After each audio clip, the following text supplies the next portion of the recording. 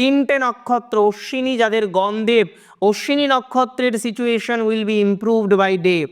এখানে আমরা পজিটিভিটি পাবো, সিচুয়েশনের ইমপ্রুভমেন্ট হবে, মানসিক চাপ মিনিমাইজ হবে। অশ্বিনী নক্ষত্রের জাতক জাতিকাদের পিতার সাথে সম্পর্ক শেষের দিকে একটু ডাউন হতে পারে, তবে ফাইন্যান্সিয়াল ক্রাঞ্চ আসবে না।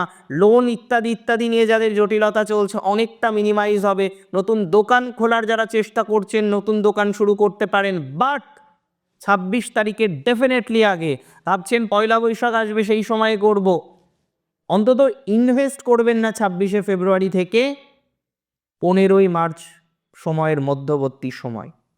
যারা দূরে কাজ করেন, অনেকেই সোনার কাজ করেন দূরে, ব্যাঙ্গালোর আছেন, হায়দ্রাবাদ আছেন, দূরে দূরে কাজ করছেন। শুধুমাত্র সোনা নয়, বিভিন্ন আইটি সেক্টরের অনেকে জব করেন, দূরে চাকরি করেন। যারা দূরে আছেন, দূর শব্দটা যেখানে অ্যাপ্রোপ্রিয়েট অশ্বিনী নক্ষত্রের, তাদের এনহান্সমেন্ট বাড়বে।